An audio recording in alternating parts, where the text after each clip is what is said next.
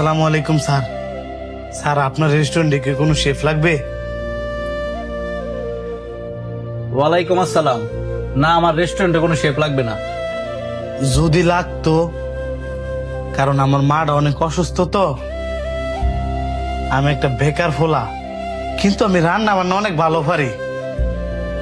এই বেকার থেকে আমি ঠিক মতন আমার মার ওষুধ কিনে দিতে পারতাছি না।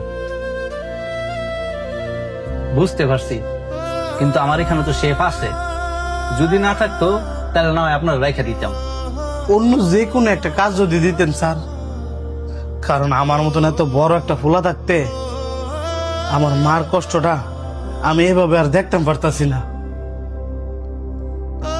দুঃখিত ভাই, আপনি অন্য কোথাও দেখেন।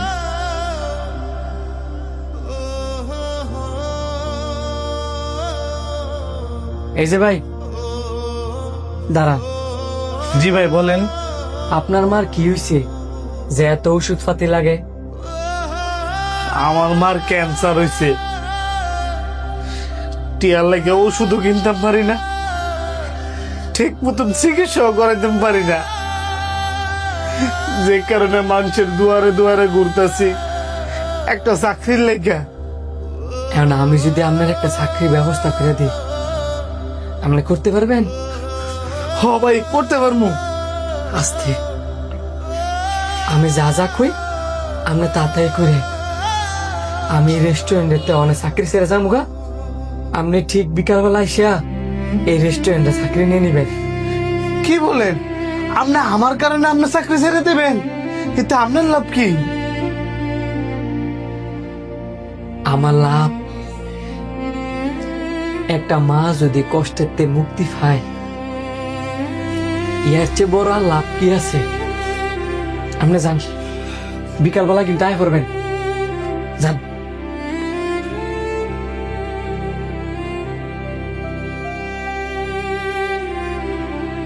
স্যার, আমি আর আপনার এখানে চাকরি করতে পারতাম না। কি কারণে? কোনো সমস্যা? সমস্যার কথা আপনার আমি কইতে পারতাম না স্যার, এতটুকুই কইতে পারবো, আমি আপনার আজকের পরে তার চাকরি করতে পারতাম না। কিন্তু কেন?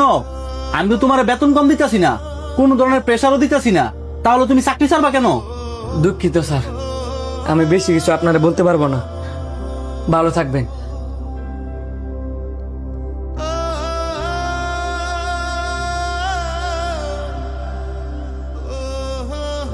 কিরে সানি, এবারে নয়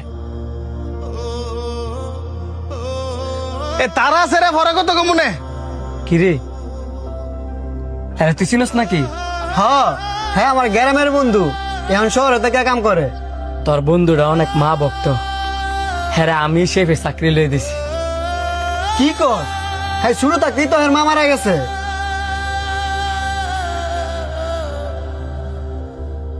মার এত বড় মিশা কথা।